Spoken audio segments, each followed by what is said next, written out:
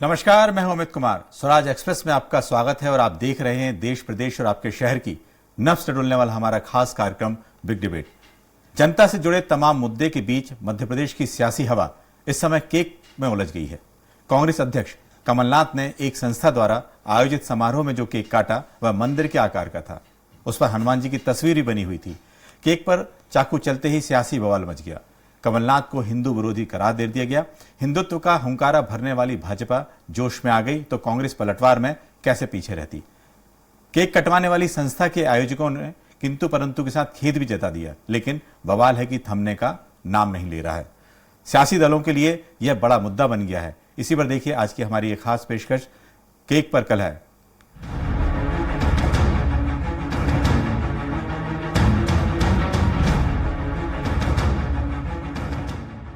कमलनाथ ने राम मंदिर रूपी केक और उसमें बने हनुमान जी की तस्वीर पर बर्थडे की छुरी क्या चलाई।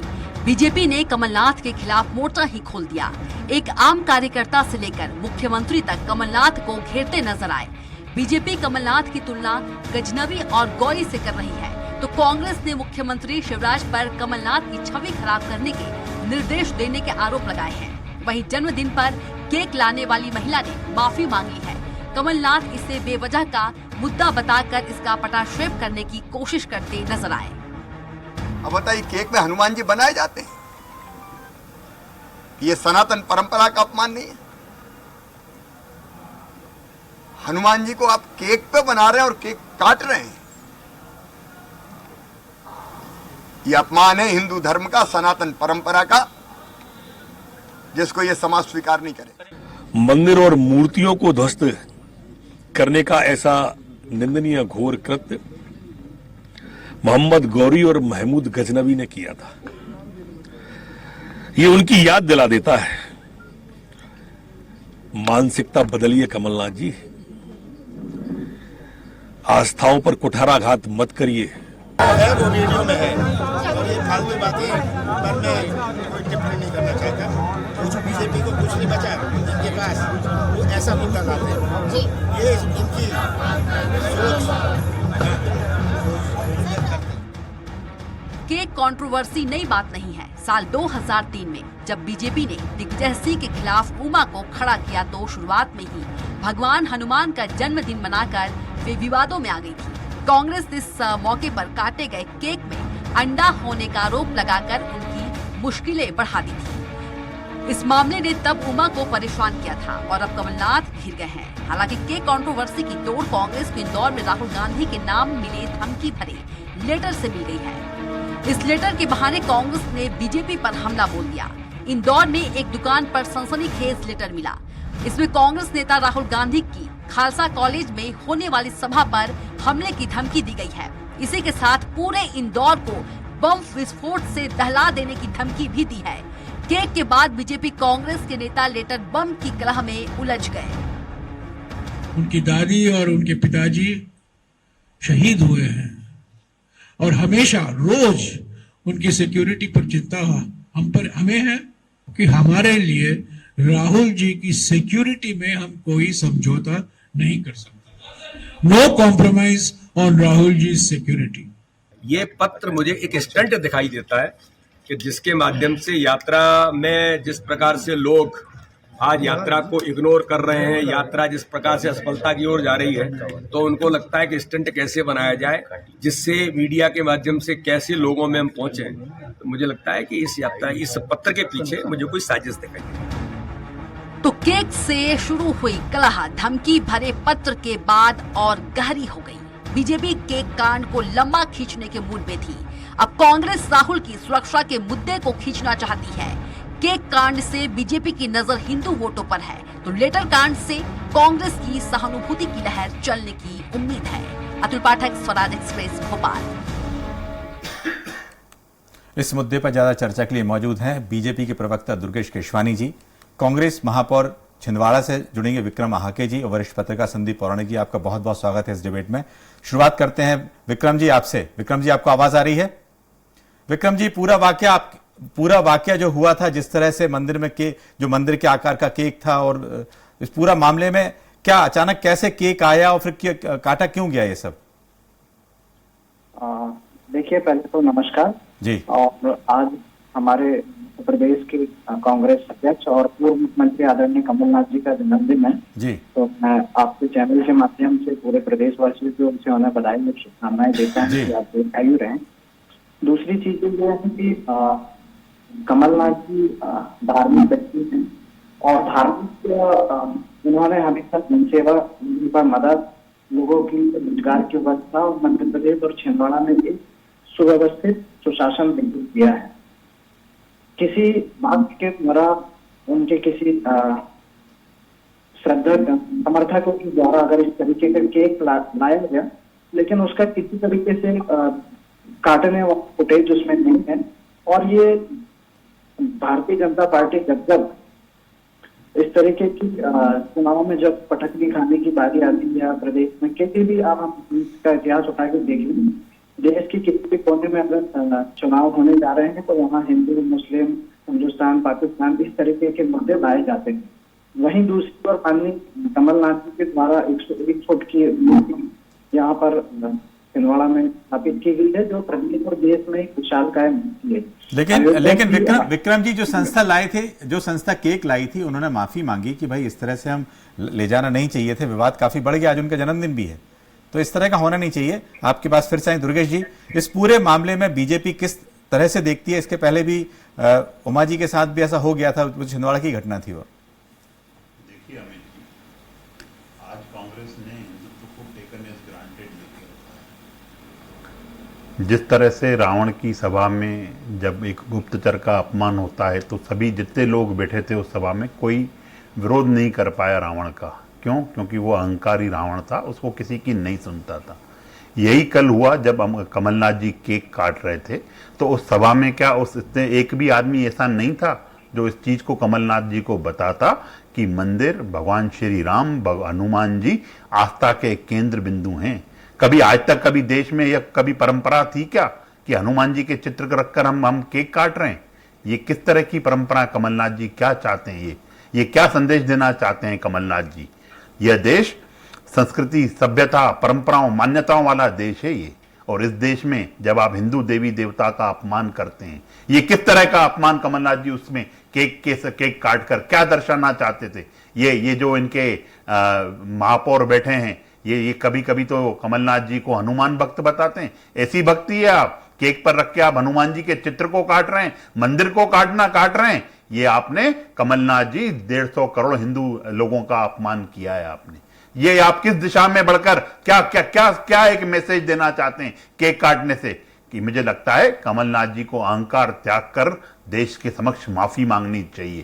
केक कंट्रोवर्सी में नहीं फंसना चाहता हूं मैं। इसका मतलब क्या है? कमलनाथ जी, अगर आपको इस बात का अगर मतलब समझना था तो उस केक काटने से पहले, उस कंट्रोवर्सी में फंसने से पहले आपका यह बयान आना चाहिए था। आज आपने पूरा अपमान किया है। आस्था के केंद्र बिंदु भगवान राम है हमारे। हम लोग सब पूजते हैं हनुमान जी को, राम जी को, और उसके बाद आपका यह आचरण, यह व्यवहार निश्चित रूप से पूरा देश आपको माफ करने वाला नहीं है। आप कंट्रोवर्सी की बात कर रहे हैं, माफी उससे छोटा शब्द है। अगर आप उस समय माफी मांगते तो निश्चित रूप से आपका एक संदेश जाता कि गलती हो गई है। और मैं तो आश्चर्यचकित हूं अमित जी कि उस सभा में जो लोग बैठे थे, जो उस कार्यक्रम में जो केक काटने और ये सब चीजें देख रहे थे, क्यों उन्होंने चुप्पी साध के रखी? क्या ये एक एजेंडा है कांग्रेस का हिंदुत्व को बदनाम करने का, या उस दिशा में कांग्रेस आगे बढ़ती हुई दिखी है? पूरे देश से कांग्रेस को, राहुल गांधी जी को और पूरी कांग्रेस पार्टी को माफी मांगनी चाहिए। चलिए, आप बीजेपी का कहना है कि कांग्रेस को माफी मांगनी चाहिए। वरिष्ठ पत्रकार हमारे साथ संदीप पौराणिक जी हैं। संदीप जी, इस तरह का वाकया पहले भी हुआ था, लेकिन जिस तरह का एक जो बवाल हुआ है, ये लगता है कि ऐसे बवालों से बचना चाहिए चुनाव के पहले। देखिए अमित जी, चुनाव करीब है तो इस तरह के मुद्दे तो सामने आएंगे। आप एक चीज मान के चलिए कि चुनाव में मुद्दे क्या, मंदिर की प्रतिकृति का केक बना दिया गया, काट दिया गया, ये मुद्दा है कोई? इससे जनता का क्या वास्ता? जहां तक कमलनाथ जी की गलती बताई जा रही है, ये चूक उनसे हुई है, मैं मानता हूं कि उन्हें इस घटना के बाद माफी मांगनी चाहिए थी। कांग्रेस को भी कहीं ना कहीं इस पर एक कदम आगे बढ़ के आना चाहिए था। जी, लेकिन एक बड़े नेता हैं अमित जी, हम लोग कवर करते हैं तमाम बड़े नेताओं को, कार्यकर्ता उत्साह में चीजें लेके आता है और नेता की मजबूरी होती है कि उसे कार्यकर्ता को खुश करने के लिए सब करना पड़ता है। कमलनाथ जी ने भी वही किया। लेकिन वर्तमान दौर की जो राजनीति है उसमें हल्के मुद्दों को भी मुद्दा बनाया जा रहा है। देखिए आज मुद्दे, जी संदीप जी, आज मुद्दे बहुत हैं, लेकिन आप एक पक्ष तो ये हो गया केक का, और मैं ये देख रहा हूं कि आपको जैन में महाकाल में फोटो पे प्रतिबंध लगा दिया तो कांग्रेस ने उसको मुद्दा बना दिया। सवाल यह है कि ये मुद्दे जो हैं इससे जनता का कोई बहुत वास्ता नहीं है, लेकिन हां राजनीतिक दल इनको उछाल के कुछ समय के लिए एक नए तरह की बहस को जन्म जरूर दे देते हैं, मुझे लगता है। जी संदीप जी, आपका कहना है कि इस तरह के मुद्दों को बहस बना के नए जो बहस होती है उसमें तड़का जरूर लगता है। लेकिन इस समय जो हमारे साथ हैं मौजूद इस समय विक्रम जी ये बताएं कि ये पूरा जो वाकया हुआ है, इस वाकये में लगता नहीं है कि इस तरह से कितने सारे, जैसे भी दुर्गेश जी ने भी कहा कि इतनी सारी भीड़ में लोगों को कहना चाहिए था कि भाई इस तरह के एक आने ही नहीं चाहिए उनके पास। यदि लगता है कमलनाथ जी इतने बड़े नेता हैं, देख नहीं पाते हैं, तो क्या उनके पास पहुंचने के पहले कार्यकर्ताओं में या उनके पास जो उनको खुश करना चाह रहे थे उनको इस तरह का ध्यान रखना चाहिए? बिल्कुल, कमलनाथ जी देश के बड़े नेता हैं और उनकी छवि जो है धार्मिक और काम करने वाले नेता के रूप में है। श्रद्धालुओं में, उनके समर्थकों में जरूर ये बात माननी पड़ेगी कि एक उत्साह का वातावरण रहता है।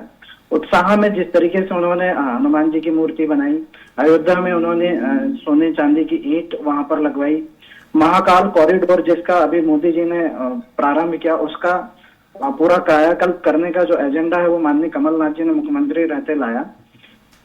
राम पथ गमन यात्रा जो होना था वो माननीय कमलनाथ जी ने लाया। निश्चित तौर पर कमलनाथ जी एक श्रद्धालु व्यक्ति हैं और धार्मिक प्रवृत्ति के हैं, लेकिन वास्तव में मैं रंजीत जी की बात से एग्री करूंगा कि मुद्दा आज प्रदेश में ये नहीं है, बल्कि राहुल जी की जो यात्रा पूरे देश पर निकल रही है और मध्य प्रदेश में आने वाली है, इससे भारतीय जनता पार्टी घबराई हुई है, जिसके लेकर आज आपने लेटर कांड हुआ कि एक धमकी भरा पत्र उन्हें मिल रहा है। ये आज इतना बड़ा धमकी भरा पत्र मिला, ये कैसी मानसिकता और कैसी प्रशासन हमारा मध्य प्रदेश उन्हें देना चाह रहा है। दूसरी चीजें, आज युवाओं की बात, रोजगार की बात मैं करना चाहूंगा कि बेरोजगारी के क्या हालात हैं। मोदी जी ने कहा कि मैं 2 करोड़ लोगों को प्रतिवर्ष रोजगार दूंगा।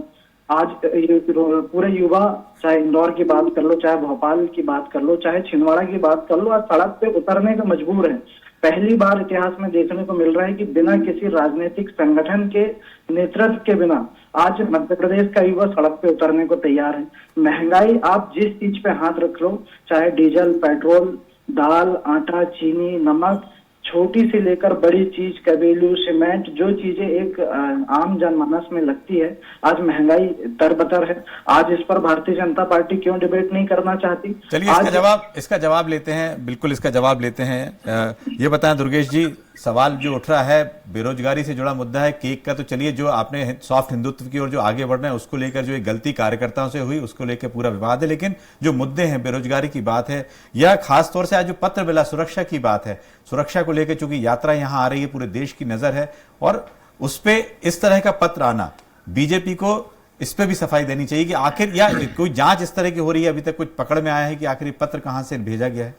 देखिए अमित जी, आपसे पहले जो पैनलिस्ट बैठे हैं विक्रम जी, वो कुछ रोजगार की बेरोजगारी की बात कर रहे हैं, तो मुझे लगता है शायद वो अपडेट नहीं है।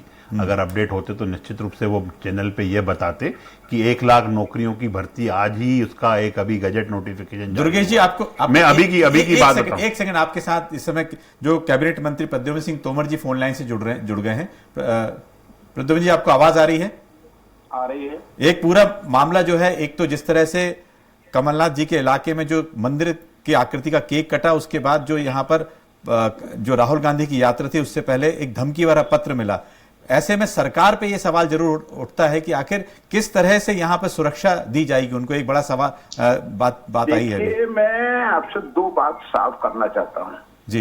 एक तो जो केक वाली बात है, तो ये तो कांग्रेस की संस्कृति है जी, तो इसमें उनका चेहरा सही उजागर हुआ है, ये मैं आपसे कहना चाहता हूँ। कमलनाथ जी का जो चेहरा था, जो वो उनकी जो कथनी है और करनी दोनों एक है। मतलब दिख रही है कि वो भगवान के प्रति कितने आस्थावान हैं। ये उजागर हो गया, सामने हो गया जी। दूसरी बात आपने कहा धमकी भरा पत्र, भाई उनकी सुरक्षा की पूरी व्यवस्था है। अगर कोई धमकी भरा पत्र है उसमें सरकार काम करेगी, संज्ञान लेगी, और संज्ञान लेके हमारे ये देखिए कि अराजकता फैलाने वाला चाहे कोई भी व्यक्ति हो, कितना भी बड़ा व्यक्ति हो, उसके खिलाफ हमारी सरकार अगर जरूरत पड़ती है तो उन आतताइयों के मकानों को धराशायी करती है, उनके खिलाफ कार्रवाई करती है, उनको जेल में डालती है।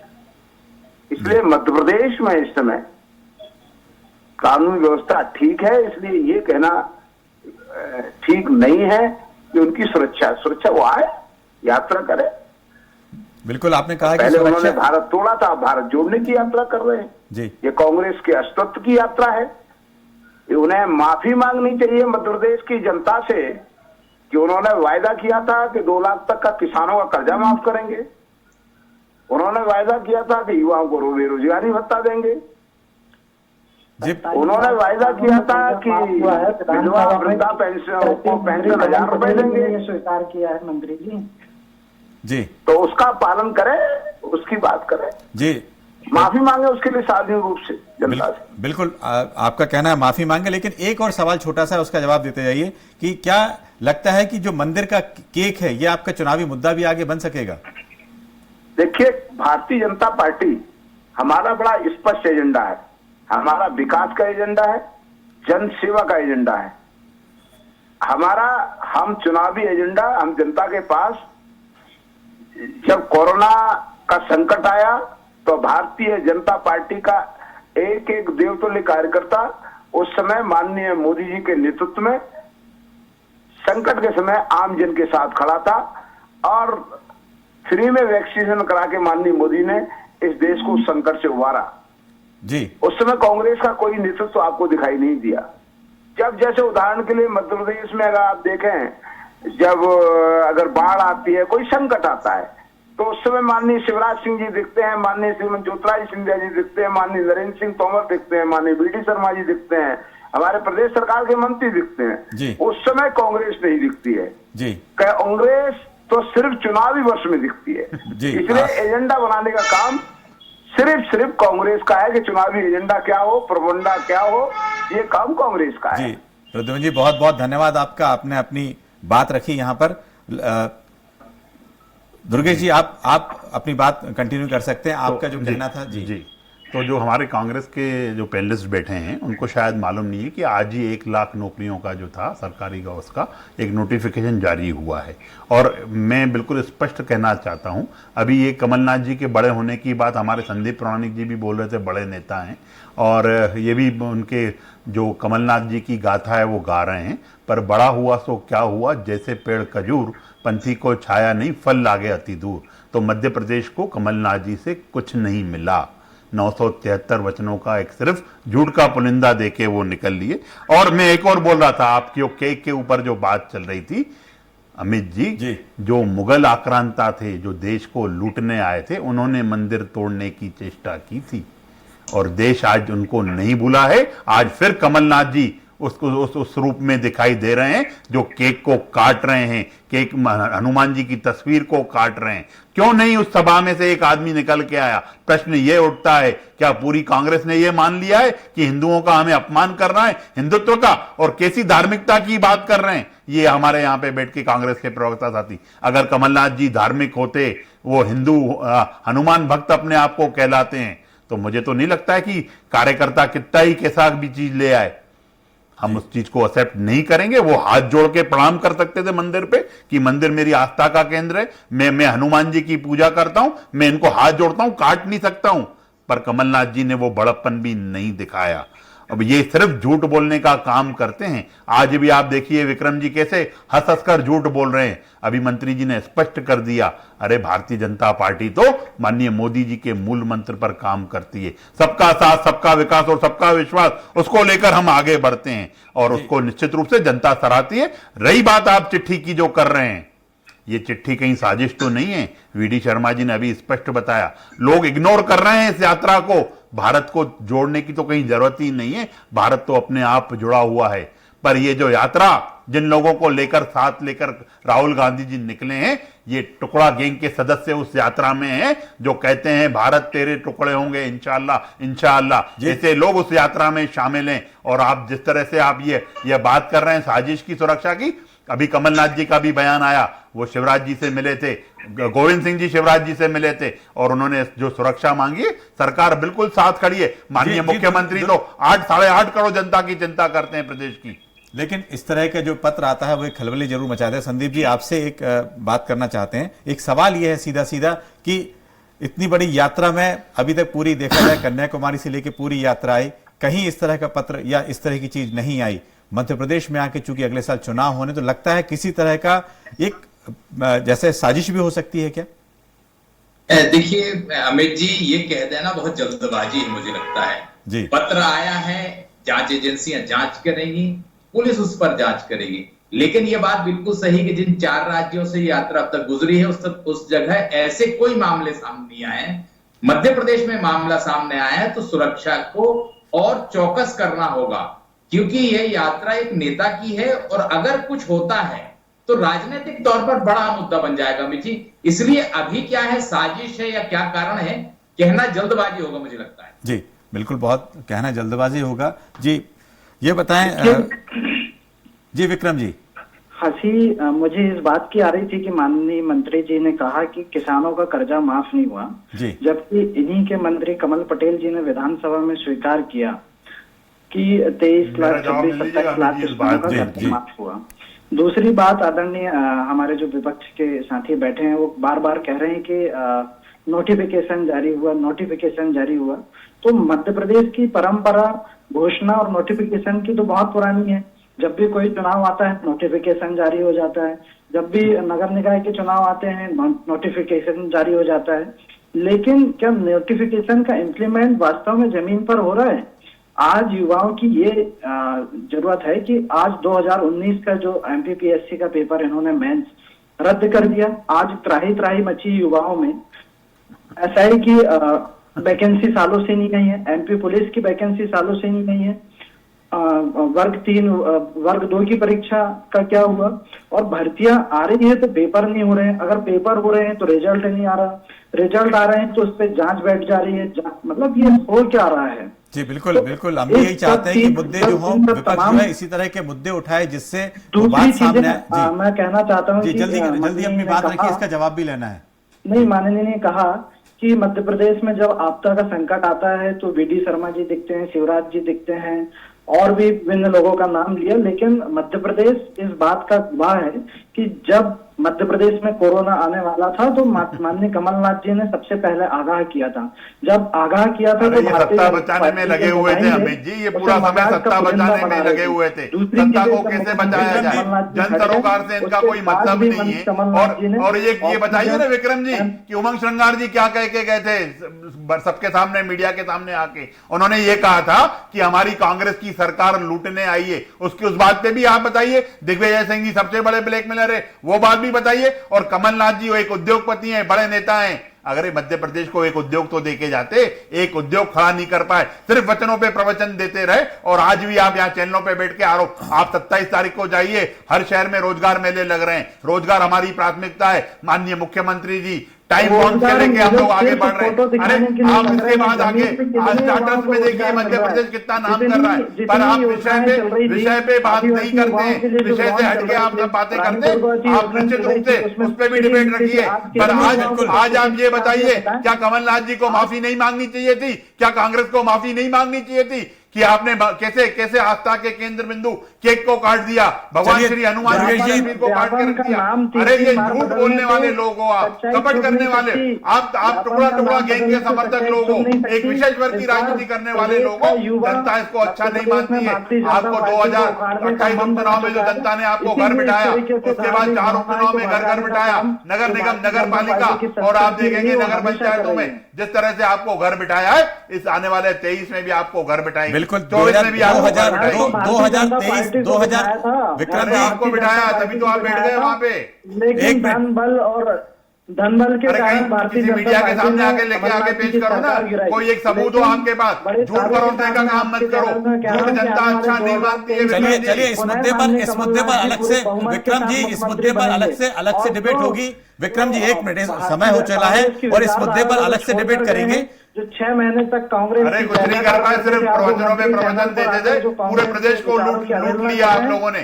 कांग्रेस ने, कमलनाथ जी ने पूरे प्रदेश को लूटा है। और उस चिट्ठी में यह भी है कि कमलनाथ जी कैसे अभी खालसा कॉलेज में गए थे, उनको कैसे वहां से एक कीर्तनकारी ने कहा कि इनके ऊपर सिख दंगों का दाग है, दामन इनके उस दामन पे वो दाग छुपे हुए हैं। बिल्कुल, और निश्चित रूप से जिस तरह से वहां पे दुर्गेश जी अब समय हमारे डिबेट का पूरा हो गया।